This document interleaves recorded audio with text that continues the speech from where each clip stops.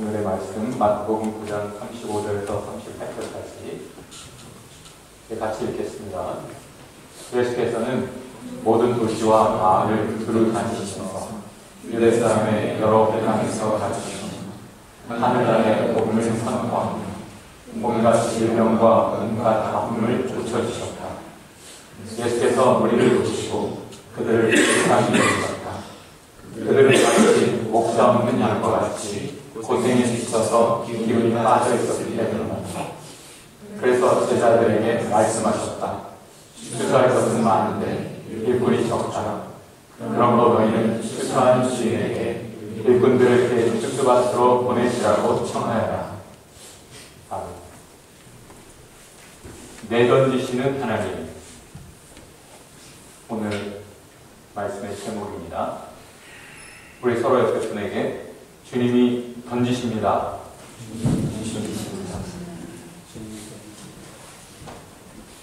기독교인들이 참 이기적이고 탐욕이 많다.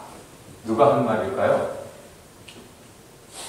어떤 그리스도인이 한 말입니다. 같이 읽어봅시다. 너무 많은 그리스도인들이 은혜를 만끽하느라 바쁜 반면 너무 많은 이들이 맛도 못 보고 있다. 오늘 본문은 바로 하나님께서, 예수님께서 이것을 매우 통탄히 여기시는 그런 내용입니다. 35절 다시 다 같이 읽어볼까요? 예수께서는 모든 도시와 마을을 두루 다니시면서 유대 사람의 여러 회당에서 가르치며 하늘나라의 복음을 선포하며 온갖 질병과 온갖 아픔을 고쳐주셨다. 바리새인들이 다른 사람들보다 성경도 잘 알고 철저히 그 하나님의 뜻대로 지켜서 산다고 하는 그 지도자들이 예수님께 도움을 드리기는커녕 아유, 저 예수 저 귀신 들렸다 라고 지난주에 말했죠? 그들이 뭐라 하든 예수님은 계속 길을 가십니다. 주님을 위해 가야 될 길을 가는 거죠. 자기를 환영해 주는 곳만 가는 것 아니고 모든 타운스, 좀 큰 마을들, 또 작은 마을들 구석구석 누비고 다니시는 거예요. 가르치시고 설교하시고 치유하셨다라고 말을 합니다. 누굴 가르칩니까? 회당에서 가르쳤다고 하면 유대인들이죠. 성경을 아는 사람들에게는 그들이 오해하고 있는 것들을 깨우쳐줘야 되는 가르침이 필요합니다. 설교는 proclaiming이라고 하는, 때로는 preaching이라고 번역이 되는, 그것은 하나님의 나라가 왔다, 예수가 하나님이다 사실을 그냥 선포하는 거예요. 누굽니까? 아직 하나님을 모르는 사람들이겠죠. 복음을 모르는 사람들에게는 그냥 ABC를 가르쳐 주는 거예요. 힐링, 누구를 치유합니까? 상처 입은 사람들, 병약한 사람들. 이렇게 다양한 필요를 가지고 살아가는 사람들, 그들을 찾아다니시면서 돌보신 것이죠.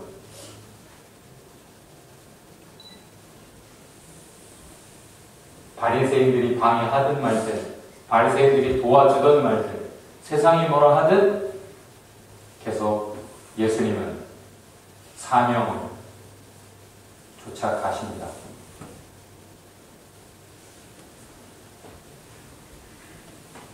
만나는 사람들을 보며 예수님의 마음은 어땠을까요? 상당히 안타까운 마음.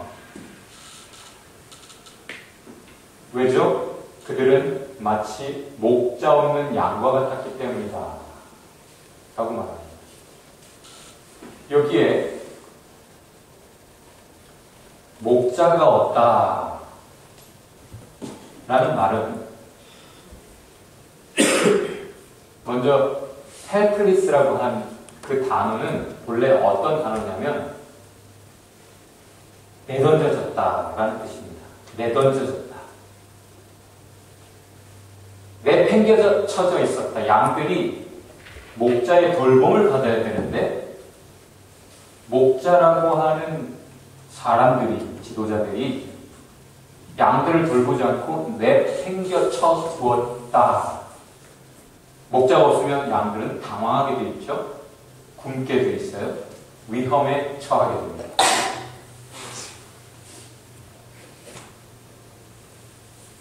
목자가 없는 양. 다 같이 해봅시다. 목자 없는 양.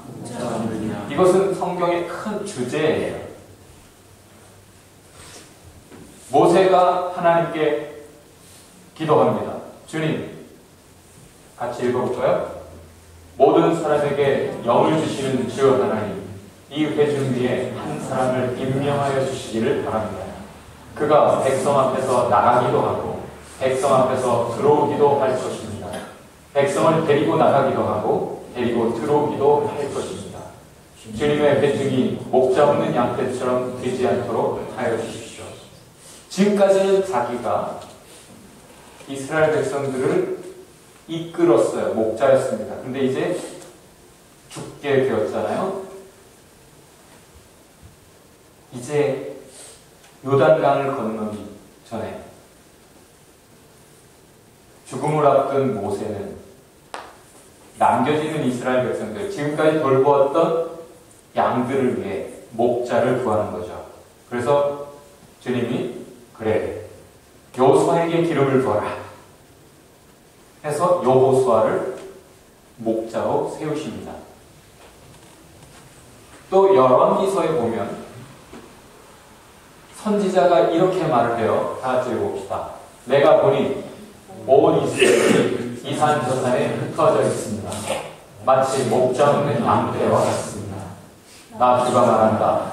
이들에게는 인도자도 없다. 제가 그의 집으로 평안히 돌아오게 하여라 하십니다. 왕이 전쟁을 하고 싶습니다. 그런데 이길지 질지, 내가 나가서 죽을지도 모르는 전쟁이라 선지자들을 불러 묻죠. 내가 이 전쟁에 나가는 것이 하나님의 뜻이냐 아니냐. 모든 선지자들이 다 하나님이 말씀하십니다. 반드시 승리하실 거라고요. 왕이 듣고 싶어하는 말을 해줍니다. 그런데 한 사람 미가야 선지자를 부르지 않아요. 왕들이. 이유는 미가야는 왕이 듣고 싶어하는 말을 해주는 것이 아니라 하나님의 말씀을 그대로 전하는 사람이에요. 때로는 재수가 없어요. 미가야 선지자가 해주는 말이. 그래서 미가야를 안 불렀는데 그래도 이 사람들이 다 전부입니까? 아니야, 미가야라고 하나님은 재수 없어요. 그러면 안 되죠. 부르세요. 해서 미가야를 불렀더니 미가야가 해준 말 하나님이 보여주셨는데요.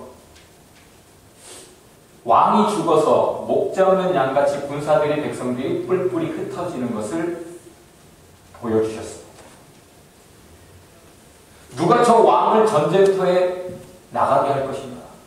저 전쟁터에 가서 욕심부리다가 죽어야 될 텐데 저 악한 왕이 죽도록 전쟁터에 나가게 할 수 있는 방법이 무엇이겠는가 했을 때 악한 영이 이렇게 대답하죠. 선지자들의 입에 거짓말하는 영으로 들어가서 왕을 속여 전쟁에 나가 죽게 하겠습니다. 그래서 죽고 백성은 목자 없는 양처럼 흩어져 버리는 그런 이야기가 나옵니다. 그런데 목자 없는 양에 관한 가장 중요한 한 장의 성경은 에스겔서 34장이에요. 여러분이 이따가 조모임 하면서 읽어보길 바랍니다. 꽤 긴 내용이라 요약을 할게요. 1절부터 8절까지는 목자라고 하는 것들이 양들을 먹이고 양들의 상처를 돌보고 양들을 돌봐야 되는데 자기 먹기에 바쁘다. 때로는 양을 잡아먹어버린다. 약한 목자들 하면서 하나님이 질타하세요. 그 다음에는 안 되겠어. 내가 직접 목자가 되어서 그들을 돌보겠다. 흩어져 버린 배고픈 상처 입은 그 양들을 내가 직접 돌보는 목자가 되겠다라고 말씀을 하세요. 그리고는 이런 말씀도 하십니다. 내가 양들 사이에도 심판하겠다. 목자만 잘못하는 게 아니야. 양들도 어떤 잘못인가? 한번 읽어볼까요? 살찐 양들아, 좋은 초원에서 뜯어먹는 풀이 만족스럽지 않아서 먹다 남은 풀을 발로 씹었느냐? 너희가 마시는 맑은 물이 만족스럽지 않아서 마시고 남은 물을 발로 더럽혀 놓느냐? 하나님이 주신 좋은 것들, 그것들을 자기만 누리고 싶어 해요. 그리고는 남은 그거 안 가졌으면 좋겠어요. 내가 가진 은혜, 남들이 안 가진 은혜여야 좋겠는 거예요. 내가 가진 은혜 남들도 가졌으면 좋겠다라고 기도하기보다는 하나님 나에게 좀 더 주세요. 남이 안 가진 거를 나에게 주세요. 이런 식으로 이기적으로 옆에 양들이 오히려 먹는 것도 방해하는, 잘 가지고 먹고 또 남에게도 나눠줄 줄 아는 양들이 돼야 되는데 오히려 어떻게 두는 양들도 심판하겠다라고 말씀을 하세요. 그리고 나서는 나중에는 내가 내 종 다윗을 목자로 세우겠다 라고 말합니다. 지난주에 예수님을 뭐라고 불렀습니까? 뭐라고 불렀어요? Son of David, 다윗의 자손이여, 다윗의 아들이여. 무슨 뜻입니까? Son of God 하면 하나님의 아들, 하나님의 아들은, 신의 아들은 신이죠. Son of Man은 사람이죠. Son of David은 뭐겠습니까? 다윗 같은 사람, 본래 목자 출신, 그래서 양들을 정말 사랑하고 돌보는, 양들을 위해 목숨을 바치는 훌륭한 목자 다윗. 그 다윗은 옛날 왕이거든요. 지금 이 말씀이 외쳐지는 때에 무슨 뜻입니까? 다윗 같은 신실한 참 목자를 내 양들을 위해 세우겠다 라고 말씀을 하셨어요. 그리고 그때 내 백성과 언약을 다시 세우고 그들을 축복하겠다, 그들에게 복 주겠다 말씀을 하세요. 34장 전체는 목자가 해야 되는 일을 얘기해 줍니다. 근데 안 하고 있는 일 뭡니까? 먹여야 되고 치유해 줘야 되고 흩어진 양들, 길 잃어버린 양들을 다시 모으는 일, 생명길로 인도하는 일을 해야 되는 거죠. 그 일을 해야 되는데 안 한다는 거예요. 그래서 하나님의 말씀은 뭐라? 내가 직접 한다. 그래서 예수님이 지금 하고 계시는 거죠. Son of David, Son of God. 하나님이 직접 오셨어요. 다윗같이 신실한 목자로서. 그리고는 이렇게 말씀하십니다. 제자들에게. 다 같이요. 추수할 것은 많은데, 다 같이요. 시작. 추수할 것은 많은데 일꾼이 적다. 그러므로 너희는 추수하는 주인에게 일꾼들을 그의 추수밭으로 보내시라고 청하여라. 하나님께서 하소연하세요. 답답한 마음 누구에게 말하겠어요? 욕하는 사람들에게 하겠어요? 바리새인들하고 해봐야 그들이 듣기는 하겠어요? 제자들에게 하십니다. 하나님의 마음이 느껴지는 하나님의 말씀을 여러분 듣고 계십니까? 하나님의 답답한 마음, 안타까운 마음 제자들에게 하세요.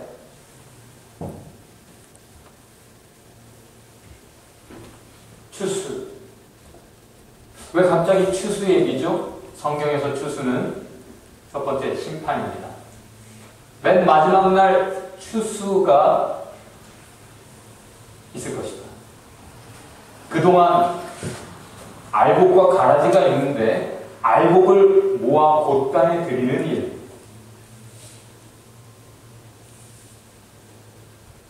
그리고 지금 이 흐름 속에서 오늘의 이 구절에서는 어떤 의미를 갖습니까? 잃어버린 양들, 흩어진 양들을 다시 모으는 일이 있을 것이다. 그걸 해야 되는데 이 너무나 중요한 이때에 목자들이 그 일을 안 해요.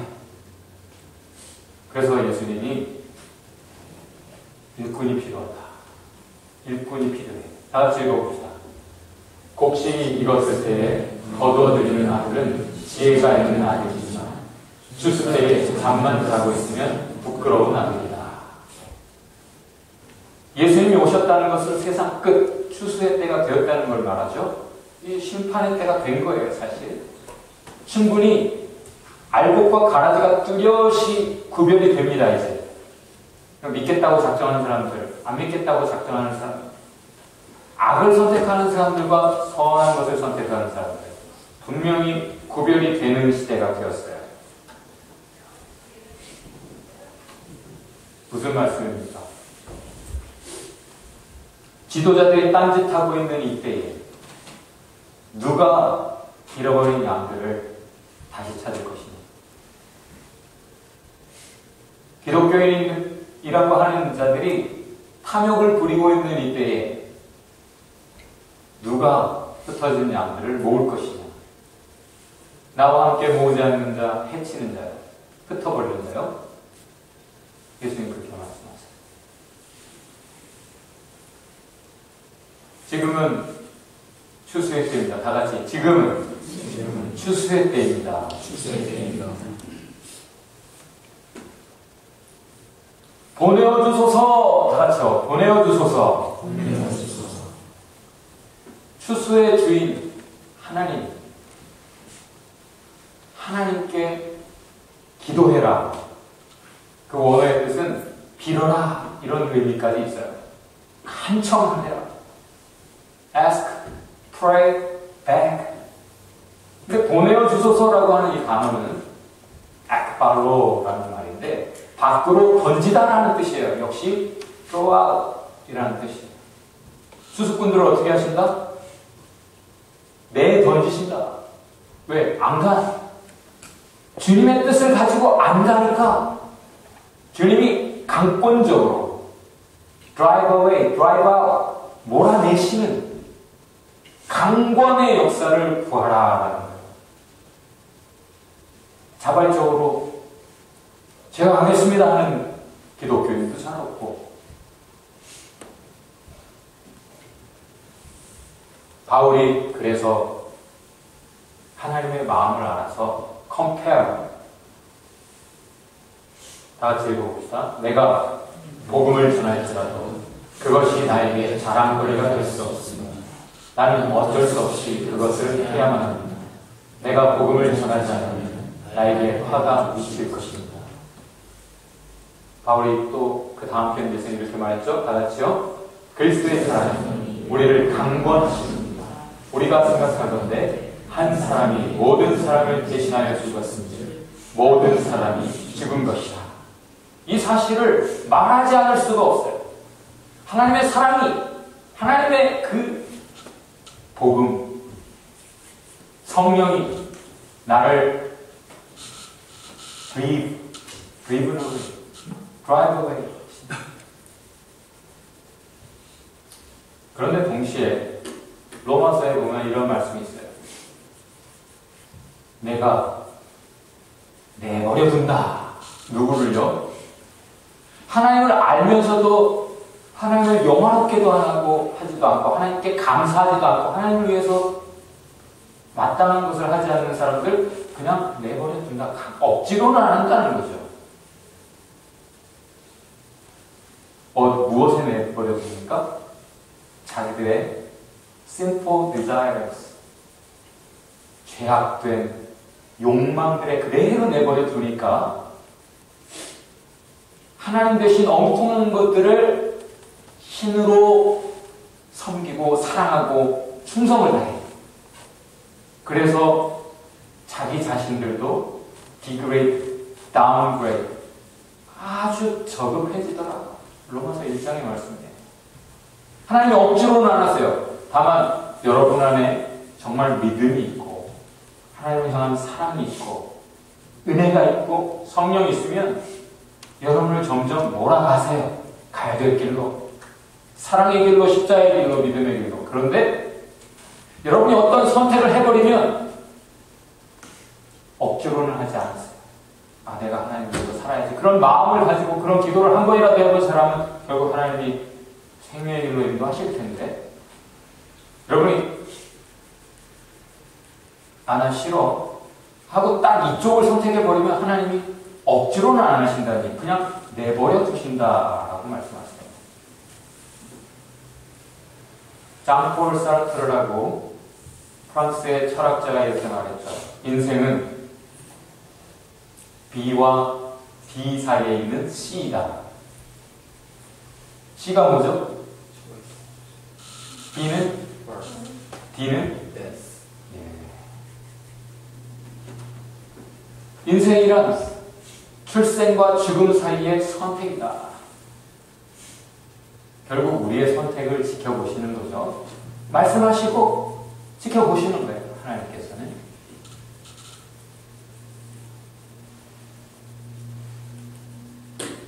내버려 두시는 하나님. 요나가 선택했을 때 요나가 하나님의 뜻을 거스려서 가라고 하는 니느웨로 안 가고 사랑의 길, 전도자의 길을 가지 않고 반대로 가려고 선택했을 때 그냥 내버려 두세요. 그가 선택한 대로 죽음을 향해 가는 거예요. 그런데 죽음 앞에서 요나가 이렇게 선택했습니다. 다 같이 읽어봅시다. 나를 들어 바다에 던지라. 그리하면 바다가 너희를 위하여 잔잔하니라. 너희가 이 큰 폭풍을 만난 것이 나 때문인 줄을 내가 아노라.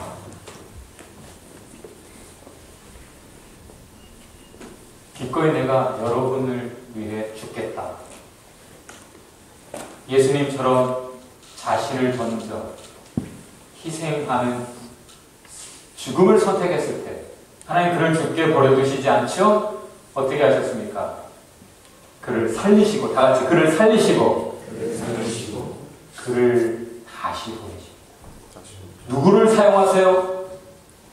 나를 버리는 사랑하는 사람, 나를 내던지는 사람, 선택하는 사람을 살리시고 그를 사용하셔서 그를 보내셔서 많은 생명을 살리십니다. 오늘 본문은 내던지시는 하나님을 보여줍니다. 먼저는 자신을 던지시는 분이에요. 예수 그리스도 하나님이신 그분이 자신을 죽음 십자가에 내던지셨어요. 그리고 자기의 제자들, 사람들을, 자기 백성들, 종들을 보내십니다. 세상에 내던지십니다.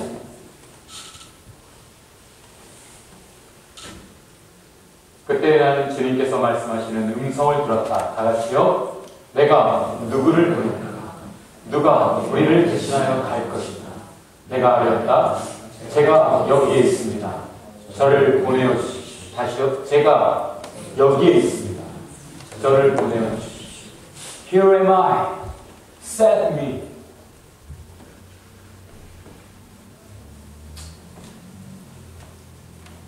결론적으로 우리 자신에게 한번 질문해 봅시다.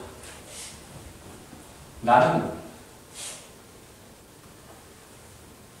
은혜를 가진 자, 은혜를 맡은 자인데 나 자신을 건사하는 일에만 바쁜 삶을 살고 있는 거 아닌가? 이기적이고 탐욕적으로 악하게 가야 될 길을 안 가고 남들은 맛도 못 보고 사는데 난 하나님, 하나님 여호와는 나의 목자니 하나님을 그냥 즐기고 있지 않나? 남들은 하나님 없이 내팽개쳐진 삶을 살도록 두고 하나님은 제발 저들에게 누가 갈 것인가? 예수님은 일꾼이 너무 없다. 가는 놈이 너무 없어. 이 예수님 당시에 대제사장들이 최고 부자였다라는 그 역사적인 기록은 얼마나 수치스럽습니까? 식민지 시대에 백성들은 끼니를 거르는데 대제사장들은 허위호식을 했습니다.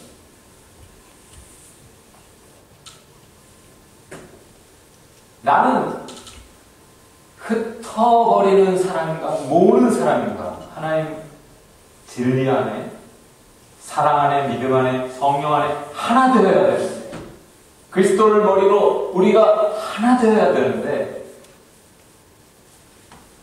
내가 믿는 사람을 실족시키는 일을 하고 있지는 않는가? 하나님에게서 멀어지게 하고 있지는 않는가?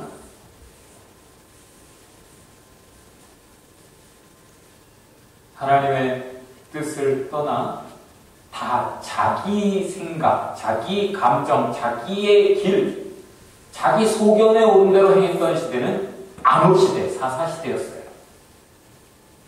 리더가 없는 시대. 저마다 다 자기가 자기 삶의 주인이에요. 그때 지옥일이었습니다.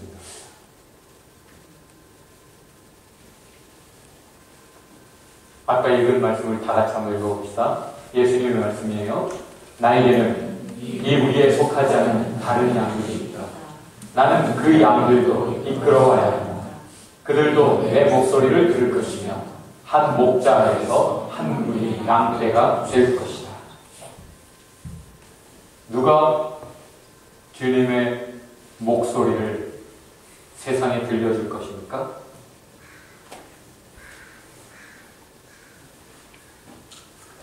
세상에 내던져진 하나님의 제자들로서, 백성들로서, 종들로서 무엇을 해야 할 것인가? 하나님에 의해 세상에 내던져진 하나님의 사람들로서 우리는 무엇을 시작해야 될 것인가? 질문해 보시기 바랍니다. 우리 옆에 분 손을 잡고 이 세 마디 말로 격려합시다. 손을 잡고 주님께서 자신을 내던지셨습니다. 주님께서 형제님을 자매님을 내던지십니다. 주님의 일꾼이십니다. 오늘 결론입니다. 주님이 직접 우리의 목자가 되십니다. 되셨습니다. 우리를 모으십니다. 모시기 원하십니다. 나를 사용하소서 기도하기를 원하십니다. 같이 기도합시다.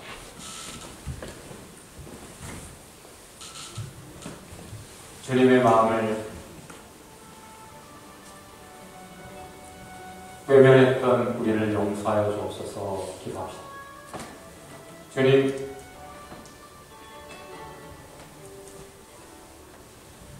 우리를 모으소서 나를 사용하여 주옵소서.